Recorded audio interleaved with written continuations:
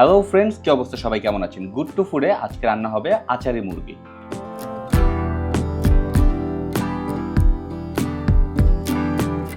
প্রথমেই মুরগির মাংসগুলো প্রয়োজন মতো নিয়ে নিয়েছি, আর এর সাথে ইনগ্রেডিয়েন্টস হিসেবে আজকে রয়েছে আদা রসুন বাটা, পেঁয়াজ বাটা, কাঁচামরিচ বাটা আর জিরা বাটা।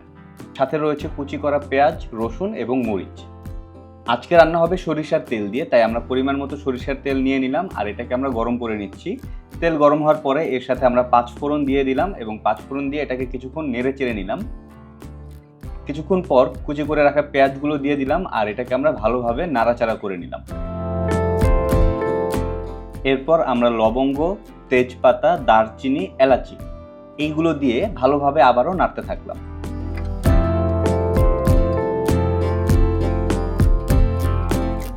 কিছুক্ষণ পরে আমরা এর সাথে পেঁয়াজ বাটা, আদা রসুন বাটা, জিরা বাটা এবং কাঁচামরিচ বাটা দিয়ে দিলাম। এরপরে আমরা এই সবগুলোকে ভালোভাবে নেড়ে চেড়ে পরিমাণ মতো কিছুটা পানি দিয়ে তারপর এটাকে আবারও নাড়তে থাকব। কিছুক্ষণ পর এর সাথে পরিমাণ মতো লবণ দিয়ে দেব, পরিমাণ মতো হলুদের গুঁড়া, পরিমাণ মতো মরিচের গুঁড়া এবং পরিমাণ মতো ধনিয়া গুঁড়া দিয়ে নেব। এবার এটাকে আমরা আবারও নাড়তে থাকব।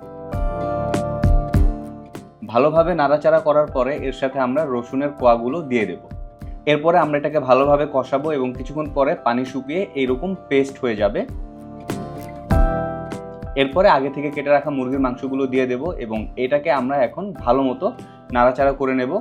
মুরগির মাংসের সাথে মশলাগুলো ভালোভাবে মিক্সড হওয়ার পরে আমরা এটাকে কিছুক্ষণের জন্য কষিয়ে রাখবো।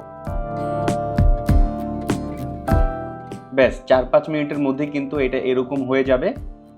তো আমরা প্রয়োজন হলে কিছুটা নেড়ে চেড়ে নেব যেন ভালোভাবে সব দিকে জাল পায়। এরপরে আমরা পরিমাণ মতো পানি দিয়ে দেব এবং পরিমাণ মতো পানি দিয়ে ভালোভাবে নেড়ে চেড়ে দেবো যেন মশলাগুলো পানির সাথে এবং মাংসের সাথে ভালোভাবে মিক্সড হয়ে যায়। এরপরে আমরা এটাকে ঢেকে রাখবো প্রায় 15 থেকে 20 মিনিটের মতো, তবে মাঝে মাঝে হালকা একটু নাড়াচাড়া দেওয়াটা বেটার।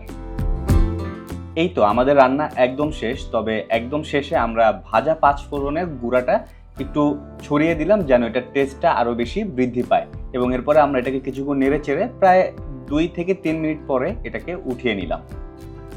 ব্যাস তৈরি হয়ে গিয়েছে আমাদের আচারি মুরগি।